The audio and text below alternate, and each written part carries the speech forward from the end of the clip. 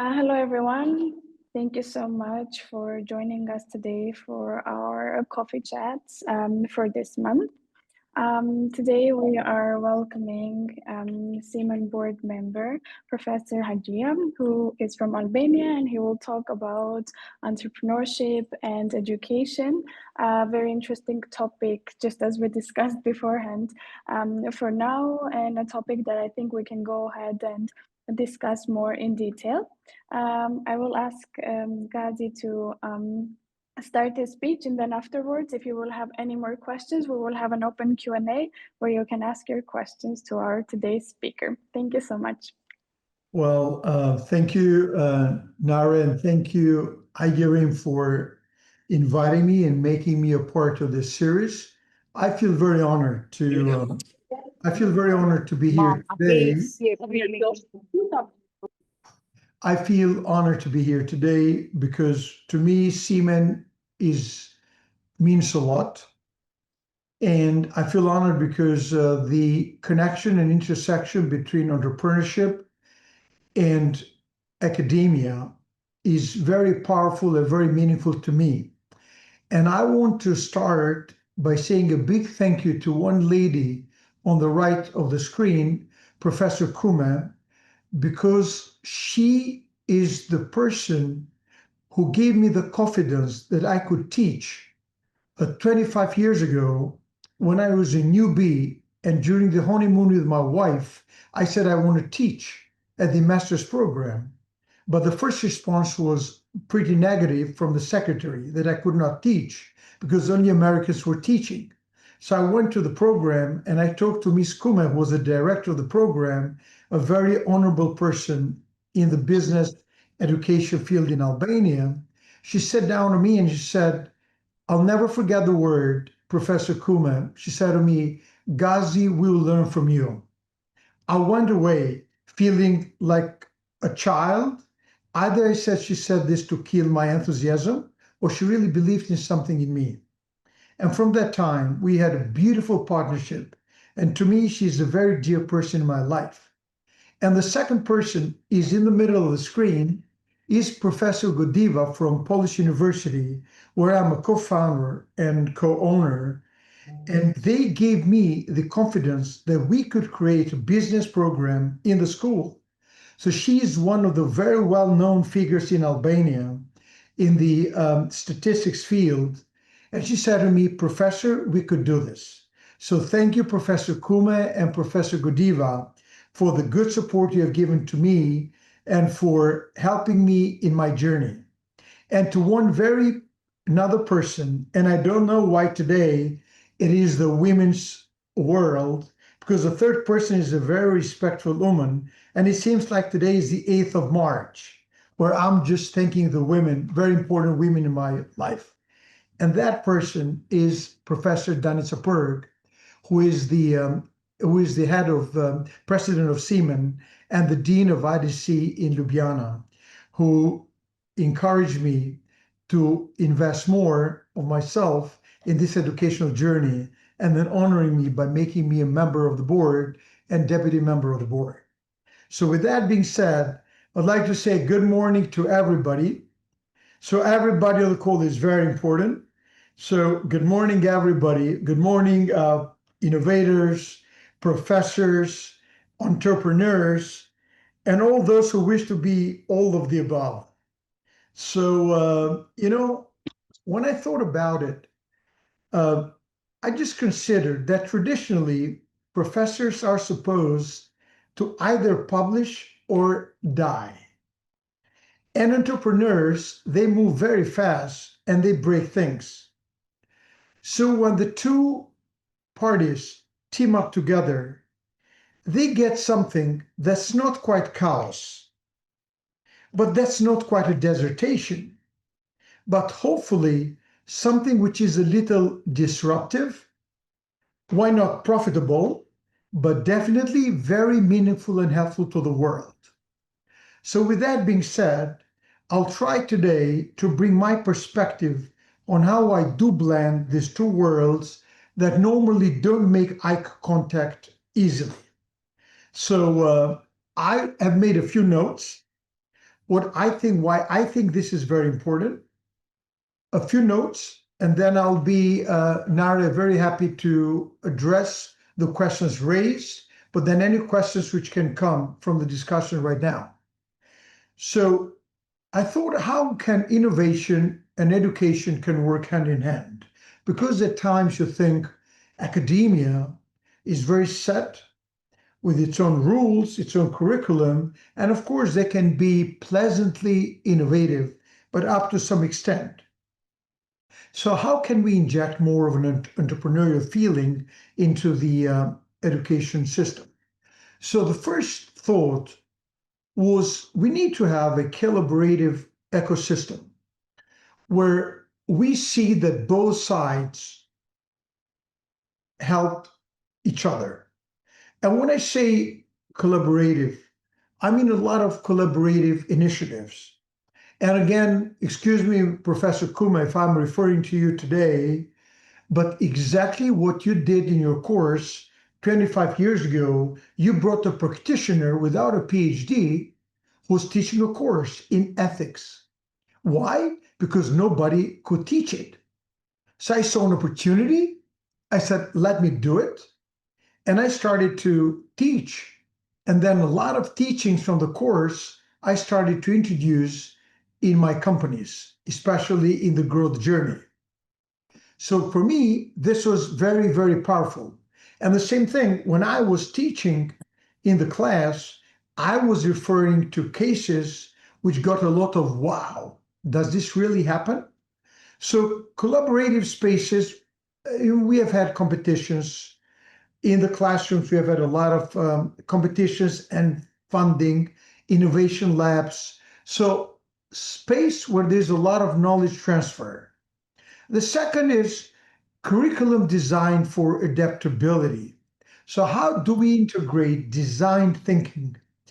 Creating creativity, for problem solving into curriculum, and how do we combine it to the classical theory? So we don't see students as subject matters, but rather as shapers. So students themselves, with their ideas, they shape, which means in the next round, when this course is taught, the course is richer in terms of experiences, in terms of, assertions, in terms of things students say, how they can contribute. So, and it is not boring anymore. And the last is, how do we make sure that there is continuous learning where we upskill and we reskill? This is very, very important. And I'm very glad to see that more of corporate training is taking place around the world. The second element is how academic institutions can inspire entrepreneurial thinking. And one of these things is real world problems, where you really attack a real world problem and you try to find solutions where you put students in a different environment, but at the same time, the students come with very innovative idea, very Medici effect, where they never thought about it.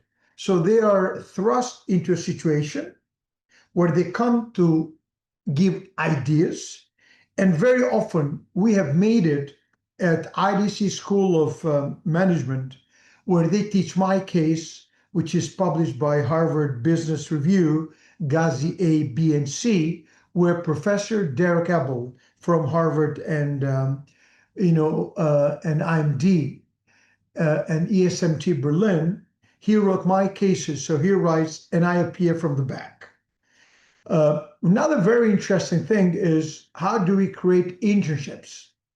How do you create mentoring opportunities where the students spend a day as a CEO, they learn, they really confront the real world problems of that company, and that's pretty interesting. How do we create real competitions? And we have done it where we give seed funding.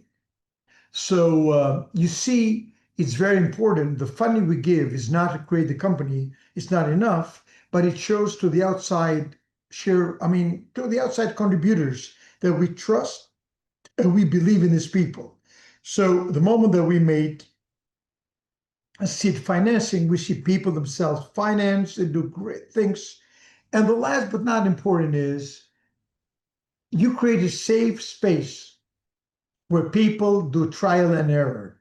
So we create, and I recommend that's a good thing to do, a space where we give a company problem and we say to the students, think what you can do about it. And I can surprise you with the results we got. But at the same time, we see, because we entrepreneurs are pretty selfish human beings, we see which are the best students we can hire. So by doing this, we give a testing to the students, we see how they think, we make them ready, and we onboard them on our company. And at the same time, we have saved money from HR company or advertising. We see exactly what these people do. So we create more enthusiasm on the part of the students in order for them to be very active. The third is, what role can entrepreneurs play in shaping the higher education? Well, one element I thought about is having entrepreneurs as advisors. So curriculum advisory. How can we have a look at the curriculum when you do it? Is it really ready for us? Does it prepare the students for the way of thinking, for the skills we want the students to be? How about collaborating teaching? Like I mentioned the case of IDC, at the Tirana School of Economics, at Polish University, where we have guest speakers where they teach about their case. Now, if I take myself aside, I would say that entrepreneurs need to be a little bit more appreciative of the academic skills which you guys have. Because by really training ourselves a little bit more into the theory, in the way you teach, into the presentation skills, into the communication, I think we can better our game. And I just make a call on all entrepreneurs on this call, but even in your ecosystem, in order to really respect academia more, and not only to study more, but like spend time with educators and just check what are the success points which we need to embark upon ourselves. We need to inject in our styles in order to make a better presentation, because there are risks when entrepreneurs speak. There are risks, they tell a true story, but at times they don't leave always a very good impression, because some of the elements they share are right, but perhaps are not delivered in the right way. Um, I think investment in education in every way is very important. And last but not least is we serve as role models. So entrepreneurs serve as role models. And I know a lot of students we have in our company say, I read your story, I wanted to meet you in person, I wrote you an email, and I saw how easy that was to meet you, where people said there's no chance to meet you, so there's a different story. And last but not least is what happens when theory and real world experience do intersect. I think there is an enhanced credibility that the theories are backed or tested by the real world. Because a feeling I get is a lot of students question a lot of the theories, especially in the field of management, in the field of strategy, which is ever changing, in the field of entrepreneurship. So they raise a lot of question marks and they say, how about this? And then when they come to the work benches, they say, I studied a lot. I was an A grader. but I feel I'm failing in the workspace because there were lots of elements which they could have spent time on and I could have absorbed while I was a student. At the same time, by while teaching, having entrepreneurs and an entrepreneurship corporation, I think we can have a very ready prototyping and iterative design because we can test them in the companies of the entrepreneurs. And then when we talk about policy and practice, by having a close cooperation between entrepreneurs, entrepreneurial thinking, and academia and the professors, I believe we have more evidence-informed policy and practice. And the most important thing, I believe, is knowledge transfer and how we turn knowledge into action. Now, we need not to forget that artificial intelligence is becoming a part of our life. Whether we want to believe it, whether we want to ignore it, is up to us. But I believe if we don't make it a priority, that the 4IR or 4.0, so the fourth industrial revolution, which is built upon digital IA, is not there. I think we are nearing extinction very soon. And I think it's up to us to see how we can put AI in the same platform with our entrepreneurial thinking, academic thinking, where we have all the elements of strategy, operations, management, financial management, and all the elements in order to create students who are guided by a very analytical background and who question whatever is coming next, not to the questions because they don't trust, but to the question because they trust their intuition and they trust the fact that the only constant change in life is change, and especially in those moments we're living through. So I thought that these were some comments which I thought about to share with you as a teaser, and I'll be very happy to get questions which Nara has administered from the participants and any other questions which participants of the call have for me and for the whole group. Thank you. Perfect. Thank you so much.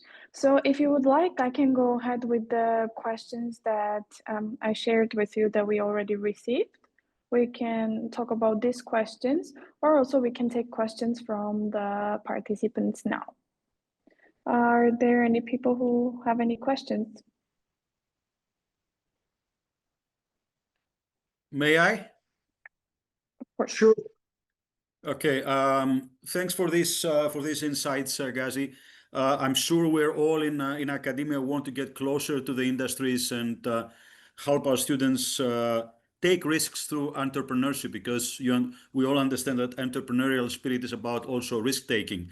What is your opinion about the initiative from the European Union introducing the micro credentials or micro certificates that universities can also undertake to offer, which is short programs that students and outsiders can get in developing soft skills that are up to date? It seems there is a need or a demand from the younger generations, especially. We see that in the University of New York in Prague, for example, that they want short courses, not necessarily a 2-year MBA, for example, okay, because they can develop soft skills faster. So do you think that part of what you said about bringing the industry closer to universities, micro credentials or micro certificates, which is another term, could help towards this direction? Well, I mean, Sturz, thank you. Very thoughtful question. I believe, today we talked about the macro. Mm-hmm. So every micro initiative, Mm-hmm. joint initiative, is very, very important. And I strongly believe that a very strong academic foundation is very, very important, because I believe that the work that you guys do is tremendous. And there has to be a very deep respect for the profession of professors, of entrepreneurship, of management, of finance, of statistics, because without your very valuable input, we'll not be where we are today. I think this is a very important initiative, which will create a sort of, I would say, bandage aid in a way, in a short way. Personally, my personal opinion is creating the educational institution more as a cradle where people can feel that inspiration for entrepreneurship can happen there. And I think it's up to us to make sure that this kind of environment, this kind of vibe creates. And I'll say you one example. If you go, let's say, to, for example, Polish University, where I'm very proudly a co-founder and co-owner, you figure out that it's a work of art where you don't need to speak. So if Professor Godiva is there and she's trying to explain what it is or what everything on every floor means, you're taken into another world. World of art, world of space. It's a world of entrepreneurship. How four founders created something out of nothing. So institutions like Polis, for example, do a lot of this micro-credentials. They have been doing this before EU did some granting. I know that IDC has been doing it for quite some time. So this is something which I'm very happy to see that it gets the visibility within the EU. That's a great move. So I am in total favor of all the initiatives, but I'm very much in favor of turning the universities into a cradle of entrepreneurship thinking, design thinking, by having entrepreneurs, their kids, come to the universities, see the works you have done, Professor, see the books that Professor Kum has published, talk to the author, talk to the opportunities we have, because I think the biggest challenge in all of us, and it goes down to what entrepreneurship is all about. I think it's about our mental frame, the way we think. It's not about, coming in the day, it's not about whether I will do it. The case is yes. The answer is yes. Let me try the best way to do it with this little resources available, because that's what entrepreneurship is all about. So another comment I have is how powerful is the ecosystem we have created? How are we helping each other on this knowledge transfer, on this things which we jointly do, on what the research we're doing? How, let's say, are we crossing not only the borders of the region, but how are we spreading our wings? And one thing I learned is I always personally am touched, and not only my mind, but my pocket is touched as well, when I see young students who come to me asking for something, but they have a meaningful platform and a meaningful motivation knocking on my door. And I like to see when I reject them the first time because of time constraints, when they keep calling, I say, this is a guy I need to check and invest in. Faleminderit. Ευχαριστώ. Παρακαλώ.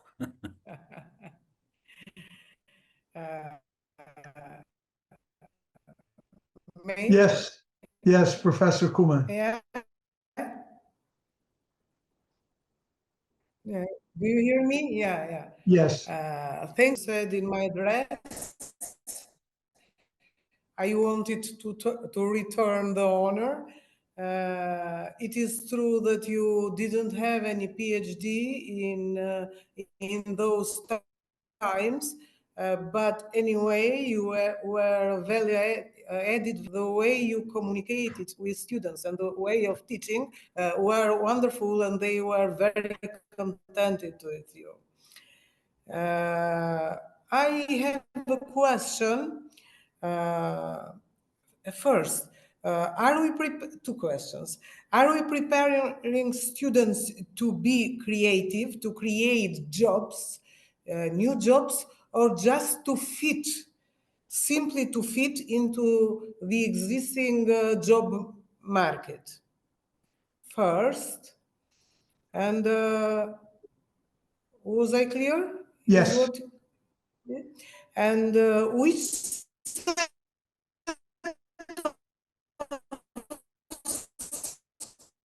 skills should take priority of skills do you think from the business side that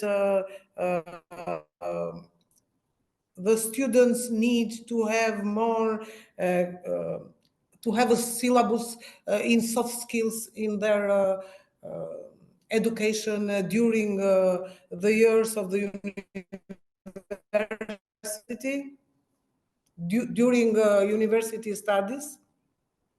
Yeah, that's what was the second question. Sorry. Okay. Maybe Well, thank you. emotions. Thank you, Professor Kuma, for very insightful queries you have. I believe that the menu will be, in my book, needs to be more mixed, blended. So I'm very open to having students come with new ideas about saying new jobs is a very big word, but it's saying having, let's say, remodifying their role in the job, creating some new layers to the core. I agree, this needs to happen as they need to fit into the existing one with their characteristics. So there needs to be a beautiful marriage. And I believe a marriage is long-standing when the two partners are not the same, identical the same. So having a new person come in, he comes with new ideas, but he needs to know that he needs to contribute. Because I see a tendency of the people who get bored with iterative, repetitive things.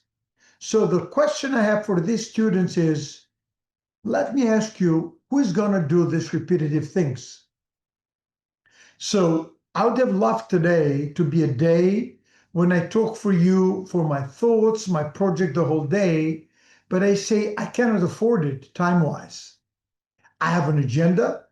I have to sit with my board. I have to do things. I have to do something for my kids. So in a way, I believe this is something where repetitive jobs have to be done, but nobody said that it cannot be a new approach to repetitive things. So I don't know if I answered you correctly, but I think it needs to be a blend where they really need to fit in what they've been given, but at the same time to dare and say how they can remodel this in order to show results, that we are more effective, we do more, and we do it better, and even think of new jobs they can create. Now, one of the things which I have learned from Professor Adijas is, he told me once, said, Ghazi, if you see a great person, don't wait till you create a job for that person. but get that person on the bus, see what he thinks, and ask him what he thinks or where he can fit in or what else he can create. And then you create a job for him, which is a new job, or it is, let's say, a reshaping of the existing job which you're offered. That's about the first question. About this second, I think, because it was kind of blurry, but if I got it right, you asked about the soft skills which students need to get while they're studying. So, is that correct? Yes. So, I believe the first important soft skill the students should get, I tell it to my daughter, who just graduated from Cornell University, and I wrote her a letter. And in the first letter, I said, Sibora, congratulations. I wish one thing in life, be humble, Humble. And I ask the students to be humble, regardless of where they graduate, what they have taught. They have to understand that their colleague at work or their colleague in the project or this entrepreneur who cannot have formal schooling knows a lot. He has gone through the school of hard knocks. So there's a lot of experience to be learned, to be acquired, and this makes that other person very valuable as well. So I think as for soft skill, I believe one thing which I find very troublesome is the young generation, even the one I'm hiring, they're not very communicative. They communicate with artificial intelligence, with their mobiles, with computers, and it's hard for them even to say good morning when they come. So even going after the basics, what we do it very often. We do induction training for everybody who comes. And at times we tell our guides, which go with the groups like Asians, which we cater in Europe. And we tell them the way they should dress, the way they should be very, clean, well-dressed, well-presentable. And we say, don't take it as an offense, but this is very important. So doing let's say, refresher course 101 on the basics of life is very important. And I would say being communicative is very important. Being very humble and respectful is very important. And I would say having elements of emotional intelligence is key, but to me is very paramount when they sort of invest in elements and in a quantity of skills of social intelligence, where they know that during coffee break can be solitary time of their own, but mostly it's time when they break bread together. And this is one of the things where I will go for lunch whenever the new guys come in. And you cannot imagine how much I learn from them, what their aspirations are, where they come from. So this is a way to do it. And I want to close this, Ms. Kuma, with a book which I think I made a present of you some time ago. Is a book which changed my life. And this is by a guy called Keith Ferrazzi, which I met in New York, and it is Never Eat Alone. It's an orange cover book. He made a second book, which I'm not very enthusiastic about, but the first book is Never Eat Alone.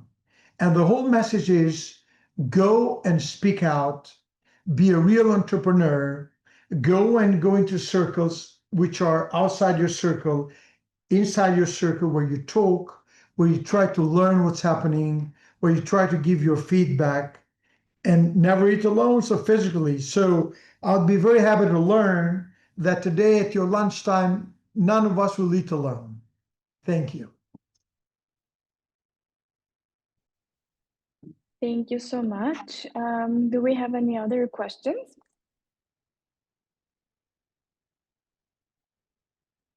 If we don't, I can share some of the questions that were. I see there is, Do yeah, we? yes. Yes, perfect. Hi, hello, sorry. I'd love to, thank you very much. I'd love to just follow up with your comments. I also love the book by Keith Ferrazzi. I wanted to ask you specifically whether you think that there, because you mentioned this idea of social intelligence, whether you think there's a difference between social intelligence and relational intelligence. Well, thank you. I mean, thank you for the question. Definitely, I think it deserves a dissertation because, it's an intersection, I believe, between psychology, between, philosophy, uh, between sociology, between strategy, management, emotional intelligence. But I'll try to give my take on this. Well, I mean, when you make the difference between the three kinds of intelligence, it is IQ is what mighty God has given to us. Then when you go to emotional intelligence, it is how you regulate and address your emotions. So, without delving deep into that, it is how we can regulate our emotions where it's a moment where we need to cry out, where we really need to feel that we feel offended, but then how we react, how we address it, not to react. How proactive are we in our addressing that issue? Now, when you talk about social intelligence, you talk about a relationship. You talk about networking, about the relationship. Now, my book, Social Intelligence, is broader, and it includes relationship intelligence inside. And allow me to take a small detour into the way I think about it. So when I talk about the social intelligence is how mature am I in addressing the social interactions I'm having? And the social interactions, it is based on the relationship I'm having, but it's based on society at large. So it shows like what sort of intelligence do I have about my obligations to society? And why am I doing it today? So let me take my case, because they say people like leaders and all of us, which are leaders, we like to tell something by storytelling, by a narrative. So if I take my case today, why am I here today? Well, I'm here because I feel an obligation to Seaman as a board member, as a member of Seaman, to come and share and honor them for inviting me. But at the same time, I feel an obligation socially for everybody on the call and for your ecosystems down the line that I speak so passionately about entrepreneurship, about academia, and about the connection between academia and entrepreneurship. And then society at large, I believe we need to unite and bend and bond, to unite our hands together and against these big turmoils, what's happening in the world, where we get up in the morning and we say, which country started the war today? How difficult it's becoming in the US with the visa issue, with everything. What's happening next door? When is the next war coming? So it's our choice whether we want to be driven all day and feel that we live in a world where there's no more hope, or I can say that I live in a world where I have 55 people on this call today happy people who want to make a world, people who want to leave footprints on the sands of time and say that we were among the contributors who made sure that entrepreneurship and academia are very close and they create something which is synergistic. So that's my thought about it. Mm-hmm. Wonderful. Thank you very much. Thank you. Thank you. Great. Do we have any other questions? Anybody else? I think, Sarah, Nara, we had a good 4 questions, which I think people who might be shy, they send it over to you. So Yes, we can go over those questions. yeah, I'll just check in a moment. Okay, so let's. Yeah.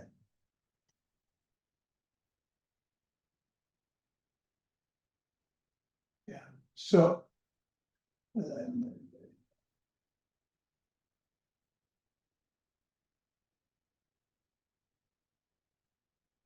Yeah. So the first question is, can executive education programs be formally accredited and how? Personally, I wish yes. The answer is yes, but there's a lot of work behind it. So I think part of our job is how can we excite the authorities? How can we excite the government people? And I believe Albania is a case in point where we have a ministry of entrepreneurship. So, we can go after them. And I met the minister last week. I was in a conference of European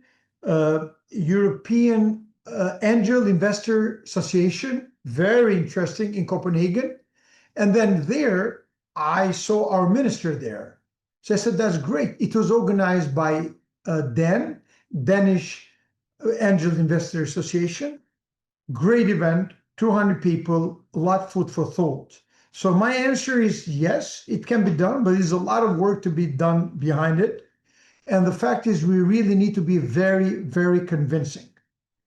If I was a member of the board, which will prepare the paperwork for accreditation, I would stress the fact of success stories where executive education really saw, let's say, or projects coming out of executive education saw the green of lights in terms of impact for society.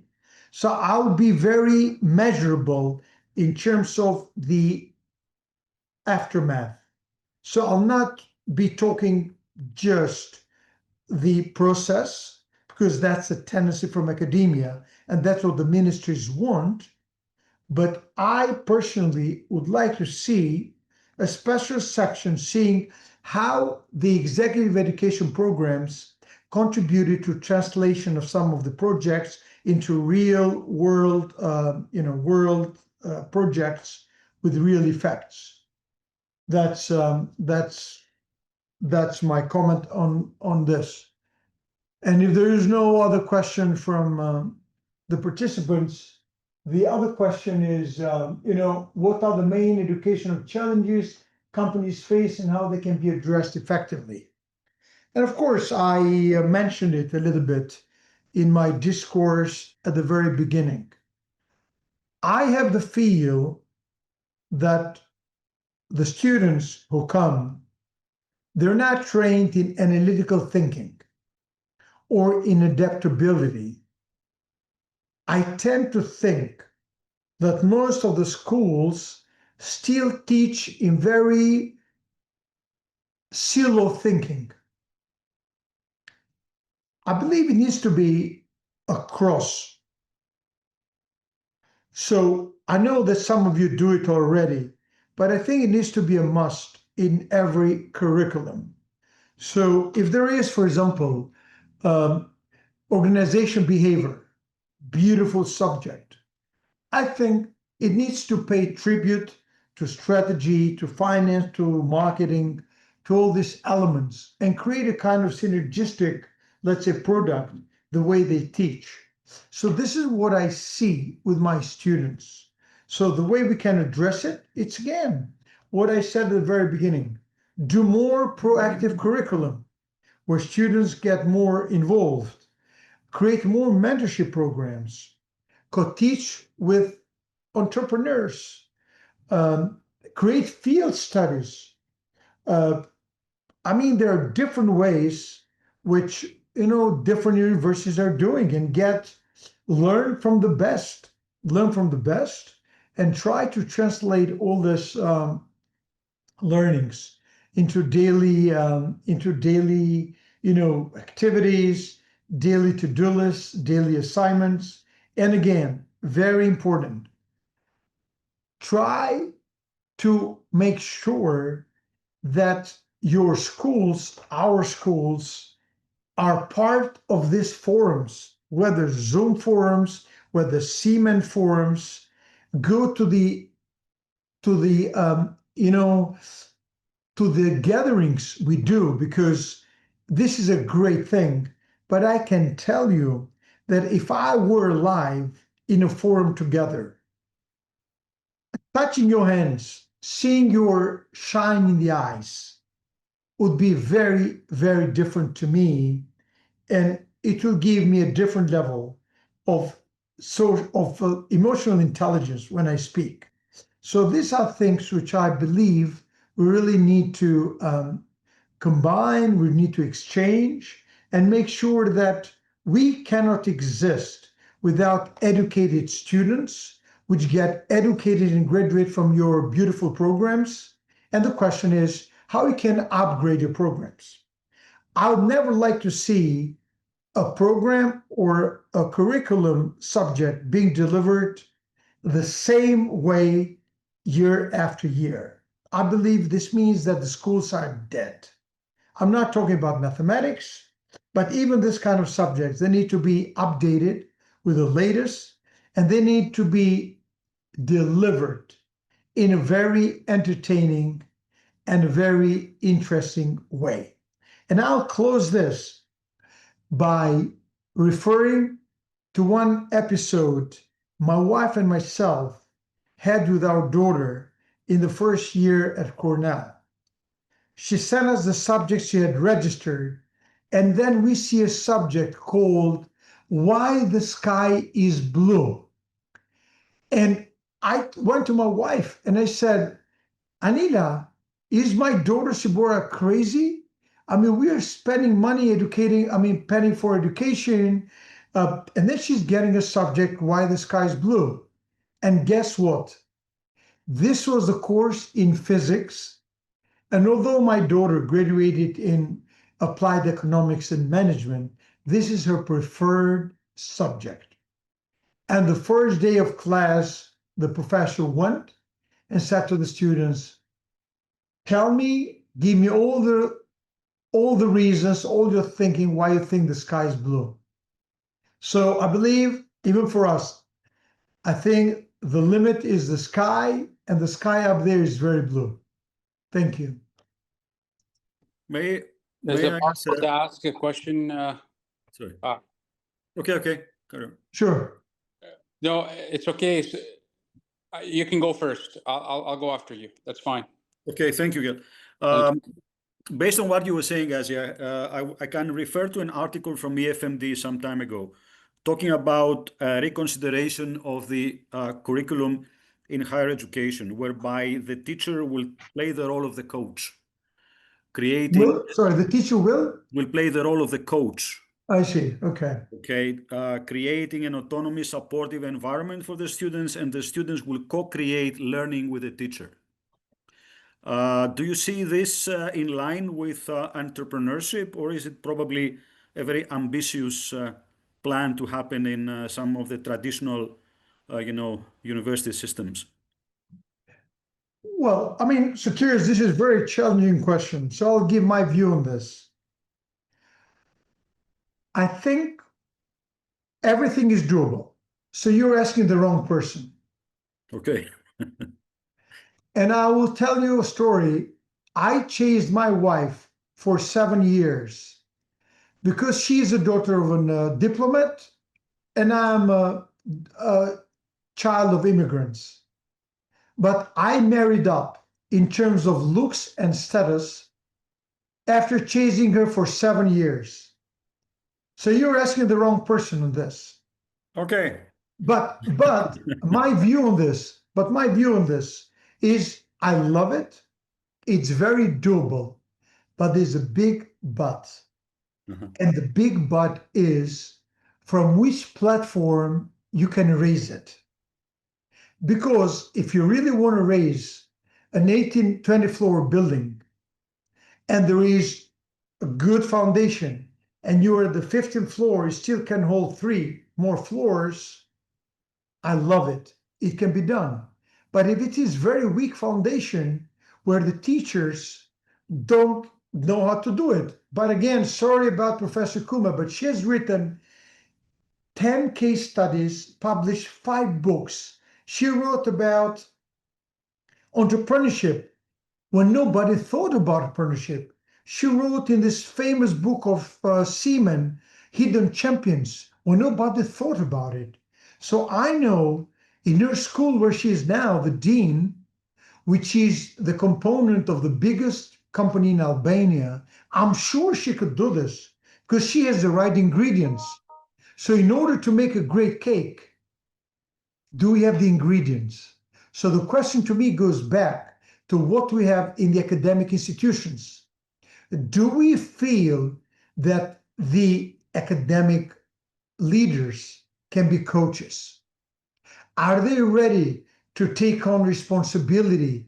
Are they ready to be challenged by the entrepreneurs, by the students? And that's a question which I believe needs to be a crystal clear problem in the agenda of every university, regardless whether it's a business university or whether it's an engineering university. Well, just quickly, I don't want to take up all this. I think it's doable, as you said, and it's just a matter of changing mentality and mindset. Yeah, I can't agree more. That's the whole idea. Yeah. Okay. Thank you again. Pleasure. Thank you. Thank you, everybody, for this great forum. This is Dr. Kelly. I'm joining you from the UAE.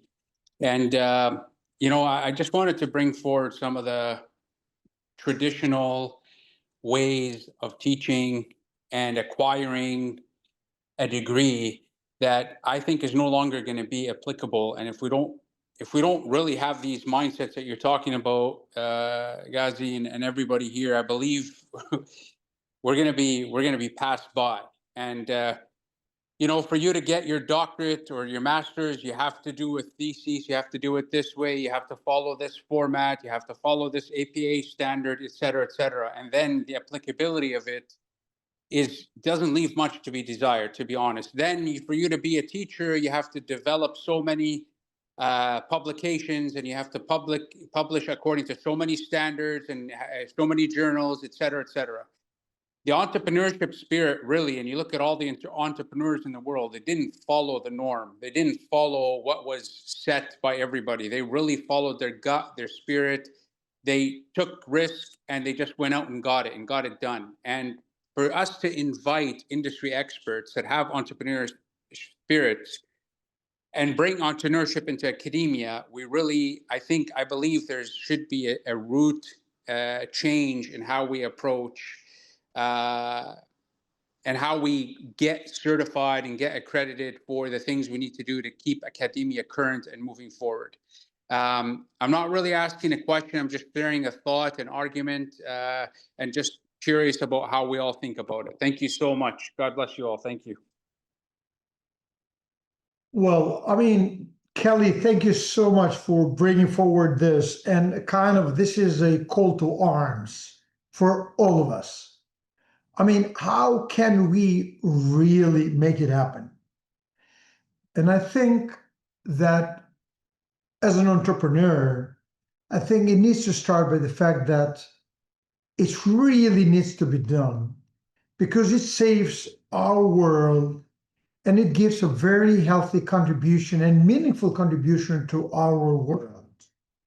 And I think that this needs to be done by really a cross-pollination of ideas of our ecosystems, where we really produce this famous Medici effect, where we bring together people of different walks of life, I mean, from different industries, with different interests, and bring them people in a room where we can see what really can happen out of this. And I see that a lot of my friends, entrepreneurs, are sort of reluctant to go and teach or co-teach or give their company as a case study because they feel that it might mean they're too big-minded, or they're not good for the job, they don't know how to deliver it. So I believe all of us as educators now, we need to issue invitations for those people, because by doing this, we validate what they have done. Of course, we address their ego in a way they feel good about it, because being an entrepreneur, they want to create, they want to be on the stage. And now we literally invite them to be on the real stage with a very big audience. But at the same time, trying in that case to do a profit and loss analysis when we invite them, not in the meaning of like how much money they'll get because they do it for free, but just saying what they will gain out of it. And what they gain out of it is many things. They go, they tell their story, students will learn their story, there will be students interested who will be applying to their companies for jobs. They will improve their public speaking. They will take away their stage fright. They might be invited to other forums, and plus and plus and plus things. So I encourage that we have to be very, very sure ourselves by changing our mindset that this is not a possibility, but this is the only way, by creating more entrepreneurial way of teachings, more way of thinking, which the real world loves. And I believe this is the only way, and the only way is by us being the agents of change and inviting everybody on this call and all our stakeholders which depend or work with us to really see it as a big duty for our micro world, which is our institutions, ourselves, with the growth trajectory, but even for the macro world, for the world at large. And I'm sure that our kids, our grandkids, and of course our students will be very grateful for this small brick that we have laid in their wall of growth in their trajectory in life. Thank you so much. I would like to thank you, Professor, for joining us today for this very interesting talk. And I would like to thank everybody for joining in and your questions. Also, I would like to remind everybody or invite again to our next annual conference, which will take place in Durrës, Albania, from 24th of September till 26th of September. This year's conference theme is the role of business schools in a new world order. So we would love to see everybody there for amazing meetings, amazing speeches, talks, and discussions. So I would really encourage you to go ahead. I will send, after the meeting, I will send all of the information. You can go ahead, read more, and we will be happy to see you in Albania in September. Thank you all so much, and see you next month for our next coffee chats. And 2 words for me. Thank you very much. Old friends, new friends. So we are old friends right now. So thank you so much for honoring me by giving me the opportunity, the stage, to deliver some of my thoughts, a little bit of my journey. And I'll be very, very happy to continue communication with you through Seaman, through privately. And of course, Well, dear friends, do register for the Seaman Conference because it will rock, I promise. It's being organized by Seaman. At the heart of it is an entrepreneur. So me, and I'm very excited to show you my Albania, my friends, a great conference for what Danica, Igerim, and the team have made. So I promise it'll be the best conference Seaman has had in years. Thank you. Thank you so much. Viropavshim, all the best. Thank you. Thank you. Thank you all. Thank you. Thank you. Thank you. Bye-bye.